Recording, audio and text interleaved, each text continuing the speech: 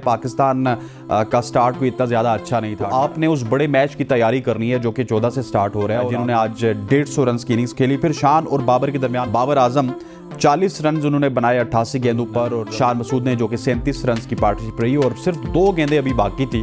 अस्सलाम वालेकुम ख़वातीन व हज़रात, आज हम बात करेंगे मैच की जो कि जारी था। आज पूरा दिन मैच खेला पाकिस्तान क्रिकेट टीम ने प्राइम मिनिस्टर 11 के साथ ऑस्ट्रेलिया में, और आज पाकिस्तान ने टॉस जीतकर पहले बल्लेबाजी का फैसला किया। और थोड़ा सा मैं आपको बैकग्राउंड बताता चलूँ तो इससे पहले जब भी पाकिस्तान की टीम कहीं भी जाती थी तो वो प्रैक्टिस मैच खेलती थी या फिर टूर मैच खेलती थी, लेकिन वो जो टूर मैच या प्रैक्टिस मैच होता था वो फर्स्ट क्लास मैच नहीं होता था। लेकिन आज का जो मैच है, ये जो 4 दिन जारी रहेगा, ये फर्स्ट क्लास मैच है प्राइम मिनिस्टर 11 के खिलाफ पाकिस्तान का। पाकिस्तान ने टॉस जीतकर पहले बल्लेबाजी का फैसला किया। पाकिस्तान का स्टार्ट कोई इतना ज़्यादा अच्छा नहीं था। 18 रन पे पाकिस्तान के पहले खिलाड़ी इमामुल हक साहब वापस लौटे और इमामुल हक साहब ने 9 रन बनाए। इसके बाद पार्टनरशिप लगी शान मसूद और अब्दुल्ला शफीक की, जिन्होंने 58 रन की पार्टनरशिप लगाई। और उसके बाद चलते हुए अब्दुल्ला शफीक जो कि अच्छे स्टार्ट के बाद 38 रन उन्होंने बना लिए थे, उसके बाद वो आउट हुए। और मुझे ये समझ नहीं आई आज की पूरी बैटिंग देख के कि आप ऑस्ट्रेलिया में खेल रहे, एक प्रैक्टिस मैच आपको मिला हुआ है, एक फर्स्ट क्लास मैच मिला हुआ है,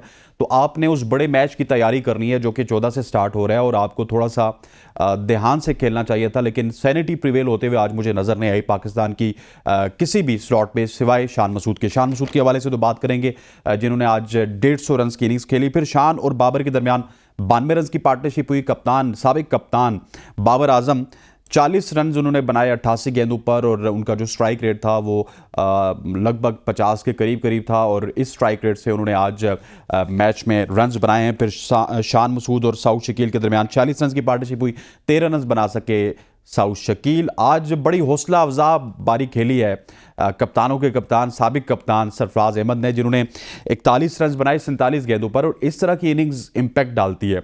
आप देखिए कि तकरीबन 88 का स्ट्राइक रेट है सरफराज अहमद का, और बिल्कुल प्रेशर नहीं आने दिया दूसरे एंड पे शान मसूद पे, और शान मसूद ने इस पार्टनरशिप में रन्स भी जोड़े। और ये पार्टनरशिप दूसरी हाईएस्ट पार्टनरशिप थी। पहली पार्टनरशिप थी बाबर आजम की और शान मसूद की जो कि 92 रन की थी, और दूसरी पार्टनरशिप थी शान मसूद की और उनके साथ दिया सरफराज अहमद ने, और ये 73 रन की पार्टनरशिप थी। उसके बाद फ़हीम अशरफ साहब के साथ पार्टनरशिप की कप्तान शान मसूद ने, जो कि 37 रन की पार्टनरशिप रही, और सिर्फ 2 गेंदें अभी बाकी थी कि फ़हीम अशरफ साहब ने कहा कि मैं अगले दिन आके खेलना नहीं चाहता। और वहाँ पर जब 89.4 ओवर्स का गेम जारी था, फ़हीम अशरफ आउट हुए। उसके बाद स्टंप्स हो गए, क्योंकि नए खिलाड़ी के आने के लिए 2 गेंदें फिर इंतज़ार किया जाता है, तो इस वजह से अंपायर्स ने भी और दोनों टीमों ने ये बेहतर समझा कि कल यहीं से खेल स्टार्ट होगा। 324 रन और 6 खिलाड़ी आउट। अब आप कहेंगे कि मैंने जिक्र नहीं किया शान मसूद का, तो शान मसूद आज के दिन के स्टार थे और पाकिस्तान की जानिब से लीडिंग फ्रॉम द फ्रंट कर रहे हैं, और तमाम तर जो अपने क्रिटिक्स थे उनको जवाब देते हुए आज हमें नजर आए कप्तान शान मसूद, जिन्होंने 235 गेंदों का सामना किया, 156 रन बनाए, और स्ट्राइक रेट बहुत ही कमाल का था। 66.38 का स्ट्राइक रेट था शान मसूद का। और ये जो ऑस्ट्रेलियन कंडीशंस हैं, जिस तरह की क्रिकेट शान मसूद खेल रहे हैं, हमने काफ़ी अरसे से देख रहे हैं, पिछले साल 1.5 साल से टेस्ट क्रिकेट में भी वो बड़े जारियाना अंदाज में खेलते हैं, आते हैं 30-40 बनाते हैं, वापस चले जाते हैं, और उनके ऊपर हम तनकीद ज़रूर करते थे। लेकिन ये जो ऑस्ट्रेलियन कंडीशंस हैं, अगर यहाँ पे वो जारे मिजाजी के साथ खेलेंगे तो मैं उम्मीद करता हूँ कि कप्तान को रन्स मिलेंगे। लेकिन आज की जो बैटिंग है ओवरऑल, इससे मैं थोड़ा सा मायूस हूँ। पता नहीं आप मायूस होंगे नहीं होंगे, क्योंकि 324 रन तो बन गए, लेकिन इट्स अ टेस्ट क्रिकेट। यहाँ पर आपको जब एक दफ़ा स्टार्ट मिल जाए तो उसके ऊपर कैपिटलाइज करना होता है। अब्दुल्ला शफीक साहब को स्टार्ट मिला, 38 पे चले गए।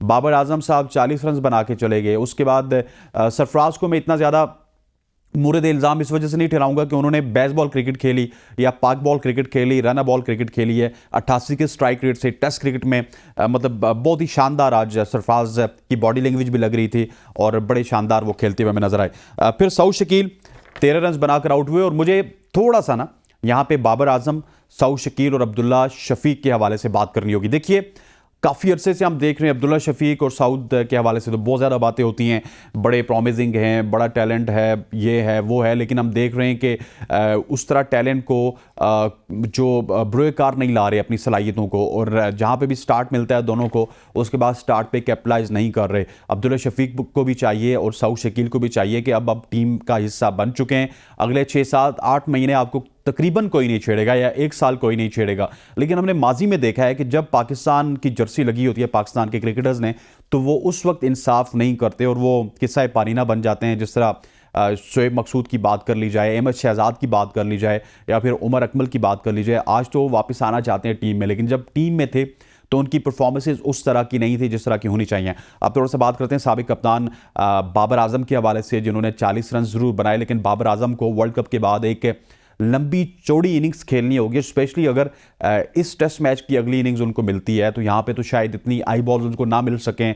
उस तरह ब्रॉडकास्टिंग इन्वॉल्व नहीं है इस टेस्ट मैच में या इस टूर मैच में, जो कि फर्स्ट क्लास का मैच है। लेकिन 14 से जो मैच स्टार्ट हो रहा है ऑस्ट्रेलिया के खिलाफ, उसमें बाबर आजम को ज़्यादा रन्स करने होंगे, क्योंकि काफ़ी ज़्यादा तनकीद का निशाना बनाया गया बाबर आजम को, पाकिस्तान की जानिब से भी, इंडिया की जानिब से भी और पूरी दुनिया की जानिब से, कि बाबर आजम जिस कैलिबर के प्लेयर थे वो वर्ल्ड कप में उस तरह नहीं खेल सके। और उससे पहले एशिया कप में भी नेपाल के खिलाफ उनका 150 रन था। तो अब एक तगड़ी अपोजिशन के खिलाफ बाबर आजम कैसा खेलेंगे, क्योंकि ये ऑस्ट्रेलिया की समझ लीजिए कि बी टीम है। जो 14 से मैच स्टार्ट हो रहा है उसमें आपको हेजलवुड का भी सामना करना पड़ेगा, पैट कमिंस का भी सामना करना पड़ेगा। अब देखते हैं कि स्टार्क कब तक जो है वो वापसी करते हैं, क्या इसी सीरीज़ में वापस आएंगे या नहीं, क्योंकि वो इंजरी के बायस से पहले टेस्ट है तो रूल आउट हो चुके हैं। सो बाबर आजम के ऊपर तमाम तर नजरें होंगी। बाबर आजम को पहले टेस्ट में कुछ ना कुछ करना होगा। और अभी जो पाकिस्तान की इस टेस्ट मैच में पोजीशन है वो कदरे मुस्तहकम इस वजह से है कि पीछे आमिर जमाल मौजूद है। आमिर जमाल अगर थोड़ा सा कप्तान का साथ देते, कप्तान 200-250 रन बना जाते हैं और 400-450 रन अगर हम ऑस्ट्रेलिया को दे देते हैं तो यकीनी तौर पर प्राइम मिनिस्टर 11 जो कि पाकिस्तान के खिलाफ खेल रही है वो मुश्किलात का शिकार ज़रूर होगी। और इसके हवाले से अब कल भी बात करेंगे। अब देखते हैं कि कल पाकिस्तान की टीम किस तरह की परफॉर्मेंस देती है। ये था आज का मैच का हमारा प्रीव्यू और मैं उम्मीद करता हूँ कि आपको ये पसंद आया होगा। That's all here from my side. अस्सलाम वालेकुम।